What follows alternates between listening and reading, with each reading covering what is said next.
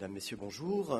Donc, je suis censé vous parler en un quart d'heure, 20 minutes de la réforme de la PAC qui est prévue à partir de 2014. Alors, pour certains d'entre vous qui connaissent déjà très bien la proposition de la Commission européenne, ça va sans doute paraître simpliste. Pour d'autres qui n'en ont que de vagues notions, ça sera peut-être un peu rapide, donc je m'en excuse au préalable. Le plan que je compte suivre est le suivant. D'abord parler un petit peu des objectifs de cette réforme, ensuite de son calendrier et de la grosse incertitude qui pèse aujourd'hui sur le budget qui sera affecté à cette politique agricole commune durant les 7 ans de la programmation. Ensuite, des principaux axes de cette proposition, ce qu'on peut en attendre, et puis bien sûr, en conclusion, les opportunités et les défis, à mon sens en tout cas, pour les exploitations équines françaises. D'abord, cette PAC-là, son principal objectif, tel qu'exprimé par le commissaire à l'agriculture et au développement rural, Dacian Cioloș, lors de sa présentation le 12 octobre dernier, c'est d'établir un nouveau partenariat entre l'Union européenne, sous-entendu ses citoyens, et l'agriculture. C'est une nouvelle légitimation de cette politique agricole qui représente aujourd'hui quand même 40% du budget de l'Union européenne. Et en particulier de relever les défis futurs, qui sont certes économiques, sécurité alimentaire, volatilité des prix, dont on parle de plus en plus, impact de la crise économique et financière, mais également, et peut-être surtout, des défis environnementaux, puisque peut-être savez-vous que la direction de l'environnement avait comme ambition de reprendre une grande partie de ce budget de la politique agricole. Défis environnementaux, les gaz à effet de serre et leur effet sur le réchauffement climatique, mais aussi l'érosion, la dégradation des sols, la qualité de l'eau. On reparle à nouveau beaucoup de règlements sur les nitrates, etc., de l'air, la biodiversité également. Et puis, côté développement rural, ce sont les défis territoriaux, la vitalité des zones rurales, la diversité de l'agriculture qui s'est considérablement accrue depuis l'élargissement de l'Union européenne à 12 nouveaux pays membres, d'abord en 2004, puis en 2007. Et puis, il va y en avoir un nouveau, la Croatie, qui doit rentrer théoriquement en juillet prochain. Alors, le budget, c'est un peu compliqué ce schéma, mais c'est pour expliquer un petit peu les grands changements de cette politique agricole. On a jusqu'en 92 une politique agricole qui est basée d'une part sur les mesures de marché, ce qu'on appelait l'intervention, vous savez, en jaune, toutes ces mesures, et puis en rouge, les subventions à l'export, ce qu'on appelle les restitutions. Vous voyez que ces deux grands pôles ont été réduits considérablement depuis la réforme de 92 et les réformes successives pour ne plus représenter aujourd'hui qu'un tout petit pourcentage des dépenses de cette politique agricole commune. À partir de 92, les mesures de marché, on a diminué les prix à l'intervention, donc les budgets orientés vers ces mesures de marché, et on a augmenté les aides directes.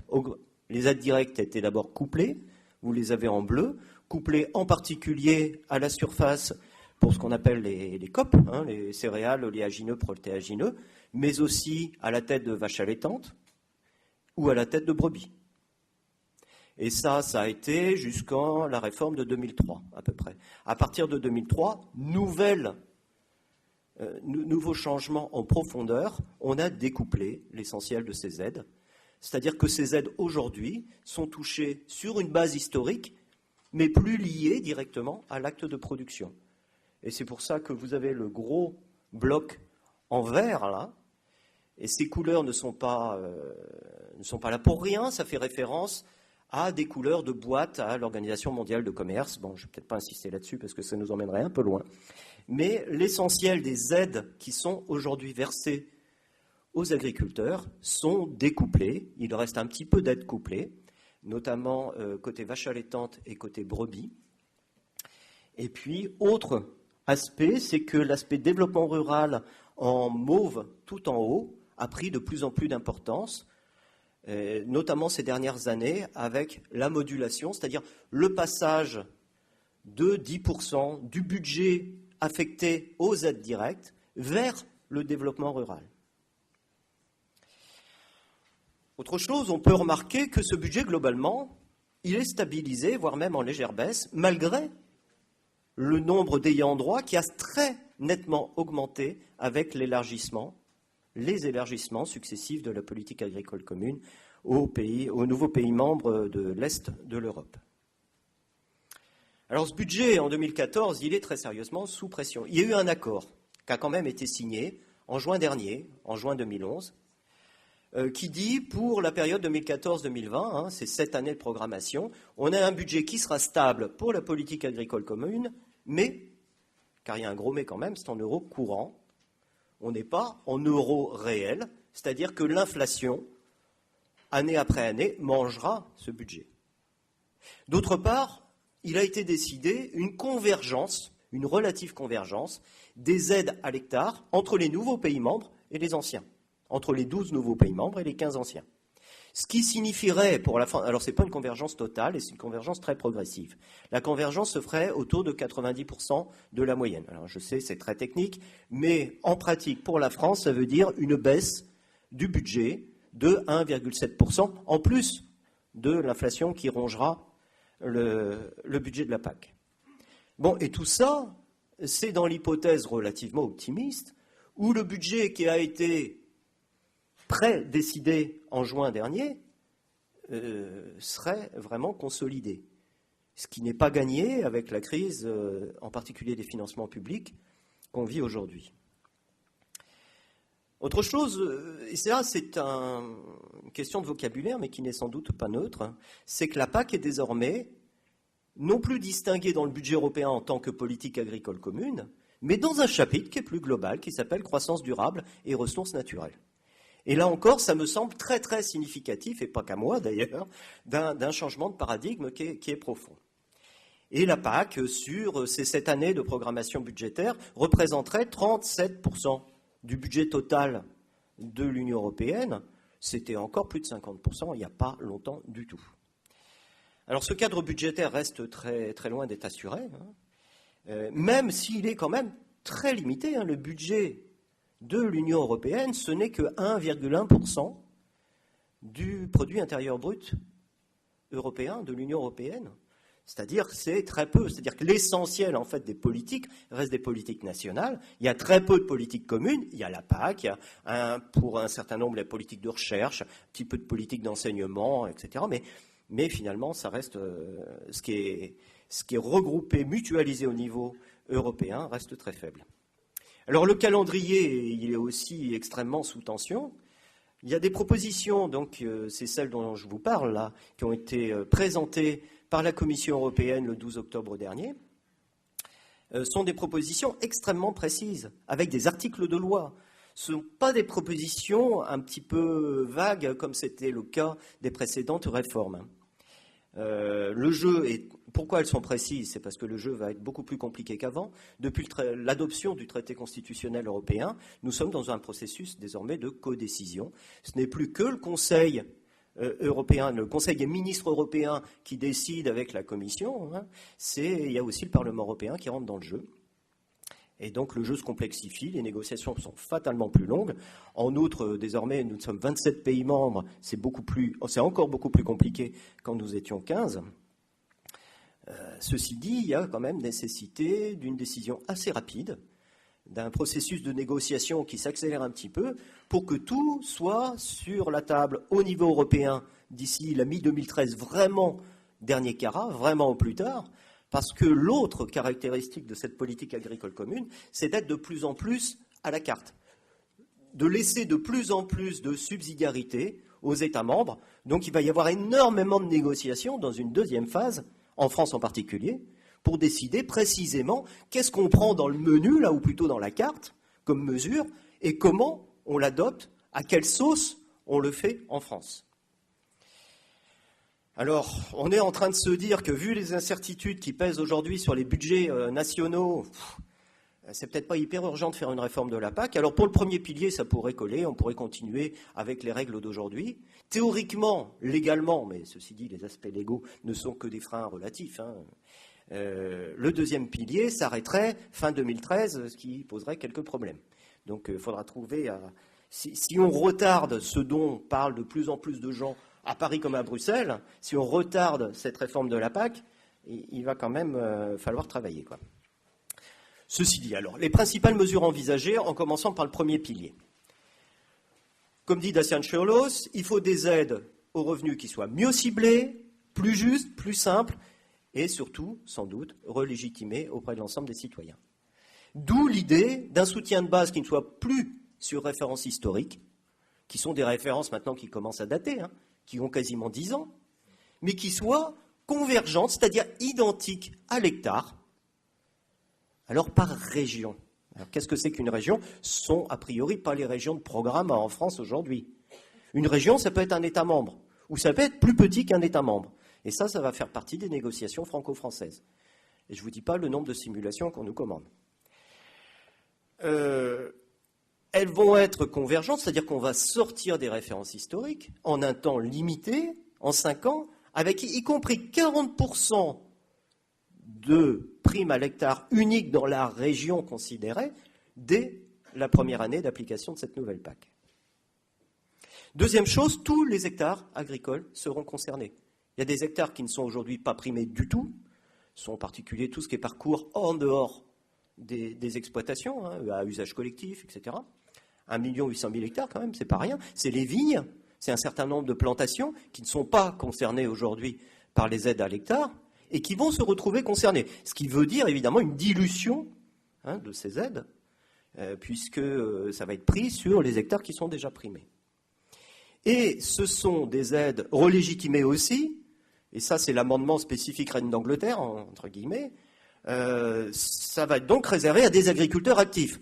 Voilà, les agriculteurs actifs, on leur demande pas, enfin, c'est 5% des recettes qui proviennent de l'agriculture. C'est pas non plus 95%. C'est relativement souple. Deuxième chose qui est introduite, ou troisième, je ne sais plus où on en est exactement, c'est l'aide verte. Alors ça fait beaucoup d'articles dans les journaux, ça fait beaucoup de discours dans les assemblées générales. Relégitimer les aides agricoles, c'est aussi les conditionner de plus en plus à des éléments de respect de l'environnement, en particulier au maintien des pâturages permanents, à 5% près sur une référence 2014, à la rotation de 3 cultures minimum, hors surface toujours en herbe, bien sûr, hein. Bon, avec des règles sur lesquelles je ne vais pas insister, et avec des zones à focus écologique du type bande enherbée le long des cours d'eau, etc., qui ont là pour vocation à préserver la biodiversité. Des aides qui pourront rester couplées, au moins à hauteur de 10% de ce budget du premier pilier, peut-être plus, je vous rappelle qu'aujourd'hui on est à 12,3%, je crois, des aides du premier pilier en France qui sont couplées essentiellement à la vache allaitante et à la brebis, un petit peu à la chèvre. Il y a dans ce premier pilier, et ça c'est nouveau, 2% de ce premier pilier qui pourront être directement attribués à des plans jeunes agriculteurs, sous une forme ou sous une autre. Et enfin, 5%, et ça c'est facultatif, du plafond national qui pourront compléter les aides aux zones défavorisées, les ICHN actuelles. Alors si je fais le schéma, vous avez en obligatoire, d'après cette réforme de la PAC, les trois grosses boîtes là, une aide de base, une aide liée à ces nouvelles conditions environnementales, hein, prairies permanentes, rotation, zone à focus écologique, et puis l'aide au JA, ça ce sera obligatoire. Et puis vous avez des éléments facultatifs selon les décisions qui seront prises dans les États membres, avec est-ce qu'on garde ou pas des soutiens couplés, est-ce qu'on fait des aides supplémentaires aux zones défavorisées ou non. Et en outre, même pour ces soutiens de base, là, il y a quand même toujours les co-conditionnalités. Alors on va en supprimer un certain nombre, puisqu'on les introduit, par exemple, dans les aides vertes, là, tout ce qui est les bonnes conditions agro-environnementales, maintien des pâturages permanents, ça n'a plus lieu d'être, puisque c'est dans les 30% d'aides vertes. En revanche, on en a introduit une nouvelle, protection des eaux, protection des sols riches en carbone, en particulier tout ce qui est zones humides. Bon, ce n'est pas un dispositif qu'on peut qualifier de simplifié comme ça, quoi, a priori, même si c'était l'objectif initial. Disons qu'on a une boîte à outils qui est beaucoup plus diversifiée. Après, ça dépendra de ce qu'en feront chaque État membre. Alors, on a quand même une simplification qui est très particulière et qui est faite sur mesure pour les tout petits agriculteurs de la zone carpatique en particulier, la petite Pologne en Pologne, tout ce qui est arc carpatique en Roumanie, etc., qui sont des tout petits agriculteurs et éleveurs pour l'essentiel. Quand on a un montant d'aide compris entre 5 et 1 000 euros par an, on n'est pas soumis au verdissement, on n'est pas soumis à la conditionnalité. Et on n'a quasiment plus de contrôle, donc tout ça se fait sans problème. Alors, c'est fait sur mesure pour les petits agriculteurs de l'Est. Pour un certain nombre de tout petits éleveurs français, ça peut servir aussi. Donc, ce n'est pas tout à fait à ignorer. On va parler maintenant du deuxième pilier. Alors, ce deuxième pilier, il a été renforcé avec la modulation. Il doit être stable maintenant. Encore qu'il y a une modulation facultative, laissée à l'initiative d'un État membre, qui pourra dire on fait de la modulation supplémentaire, on diminue les aides à l'hectare et on rajoute dans le financement de ces mesures de développement rural. Alors, petit problème quand même avec ce deuxième pilier, c'est que l'Europe ne finance en général que 50% du budget. C'est-à-dire qu'il y a 50% du budget qui provient des budgets nationaux, qui ne sont pas ou qui ne seront pas, a priori, en hausse, quand même. Ce qui intéresse les entreprises équines, en tout cas pour celles qui sont dans les zones concernées, c'est les ICHN, donc les aides aux zones défavorisées. Alors là, il y a quelque chose qui n'était pas directement en phase avec la réforme de la PAC, mais qui va se produire en même temps, c'est la révision du zonage. Les zones de montagne, rien ne change. En revanche, zones défavorisées simples et zones de piémont, qui étaient définies sur des critères zones défavorisées simples, en tout cas socio-économiques, un certain nombre vont se retrouver exclus du zonage. Alors le zonage n'est pas totalement établi aujourd'hui. Il va y avoir une certaine souplesse laissée à chaque État membre de 10% environ des zones qu'on pourra continuer à considérer comme zones défavorisées alors qu'elles ne rentraient pas dans les critères biophysiques définis par la Commission européenne. Et puis il y aura une dégressivité, c'est-à-dire que ça ne sera pas supprimé du jour au lendemain en 2014, mais quand même. Les mesures races en danger, c'est maintenu. C'est maintenu à un maximum de 200 € par UGB. Tout ce qui est agri-environnemental, avec ce que je vous ai dit sur le verdissement global de la PAC, c'est évidemment maintenu. Il y a une nouvelle aide qui est prévue explicitement, qui est celle au bien-être animal, qui est pratiquée en Irlande depuis quelques années. Ça peut intéresser, à mon avis aussi, des entreprises équines. Et puis, il y a un certain nombre de chapitres qui était peu prévu ou uniquement prévu dans le premier pilier, qui passe dans le deuxième. C'est tout ce qui est gestion des risques, assurance revenu, fonds mutualisés pour des maladies animales. Et tout ça va être sans doute très développé. Et ça aussi, bien entendu, ça intéresse les entreprises équines. Alors le zonage des ICHN, je vous ai montré 2 cartes qui ne sont, attention, prenez pas ces cartes au pied de la lettre, ce ne sont que des simulations qui ont été faites notamment par la PCA. Avec en bleu, ce qui est en zone montagne, ça ne bouge pas. En vert, ce qui resterait identique à ce qui est pratiqué aujourd'hui. Et surtout, en rouge, ce qui sortirait des zones ICHN aujourd'hui. Et vous voyez que selon les critères qui sont pris en compte, ça peut quand même changer pas mal de choses dans pas mal de régions. Donc, à suivre de près cette histoire d'ICHN. Ça, c'est un premier calcul qu'on a fait sur des aides qui sont versées en 2011, après le bilan de santé, selon les grandes orientations. Alors, vous ne trouvez pas les exploitations équines, parce que les exploitations équines, finalement, elles sont réparties, comme l'ont montré tout à l'heure Loïc et Jérôme, dans d'autres types d'exploitations. Mais ce qui est important, c'est de regarder d'une part la grande diversité de ces niveaux d'aide par hectare selon les orientations d'élevage, et d'autre part la moyenne nationale. On est aujourd'hui en France à 253 € par hectare en aide découplée, en DPU. On est à 291 si on y ajoute les aides couplées, en particulier à la vache allaitante et à la brebis. Et on est à 330 si on y adjoint en outre les mesures de développement rural.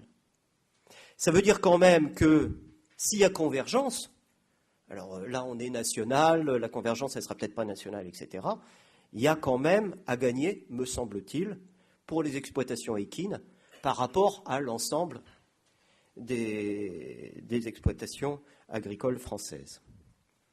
Alors les opportunités, ben là je vais détailler un peu. Il y a d'abord une définition de l'agriculteur actif qui est très large, ce qui pourrait permettre à des entreprises équines qui ne sont pas pour l'instant bénéficiaires des aides d'y rentrer. Il y a cette convergence dont je viens de parler et les surfaces éligibles qui vont être étendues à l'ensemble des surfaces agricoles utilisées.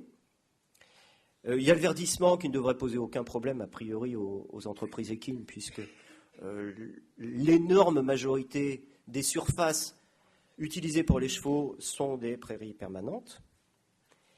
Il y a peut-être pour un certain nombre l'intérêt de ce régime simplifié petits agriculteurs pour des toutes petites entreprises équines. Il y a des mesures qui favorisent les jeunes agriculteurs et là ça peut être intéressant aussi pour se faire attribuer rapidement des aides qu'on n'avait pas, enfin que le prédécesseur qui faisait déjà des chevaux n'avait pas. Il y a les mesures renforcées du deuxième pilier qui peuvent là aussi offrir un certain nombre d'opportunités. Bon, il y a des défis, il ne faut pas se leurrer. Les exploitants agricoles qui touchent aujourd'hui des DPU ne sont pas très satisfaites de cette dilution qui va être liée à l'intégration des parcours et des vignes, etc., etc. Il y a des défis que j'ai un peu explicités sur les ICHN, la révision du zonage. Il y a aussi la suppression de la prime à l'herbe telle qu'elle existe actuellement. La prime à l'herbe, elle devient obligatoire. Enfin, en tout cas, les mesures autour de la prime à l'herbe passent dans le domaine obligatoire. Donc, il ne peut plus y avoir de prime spécifique. Il va falloir être inventif pour essayer de retrouver un mécanisme qui permette de remettre cet argent sur le tapis. Ça ne va pas être si facile. Et puis, pour ceux qui ne bénéficiaient pas du tout aujourd'hui de financement de la PAC, il va falloir quand même se mettre dans tout ce processus de la conditionnalité, ce qui n'est pas si facile, si j'en crois les réflexions des éleveurs qui en bénéficient aujourd'hui. Donc en conclusion, c'est moi une PAC 2014 qui me semble porteur d'espoir pour le secteur équin. C'est aussi quand même beaucoup de questions qui restent en suspens aujourd'hui, et ça je suis bien incapable de vous... Je ne lis pas dans la boule de cristal, donc je ne peux pas vous en dire plus. Voilà, je vous remercie pour votre attention.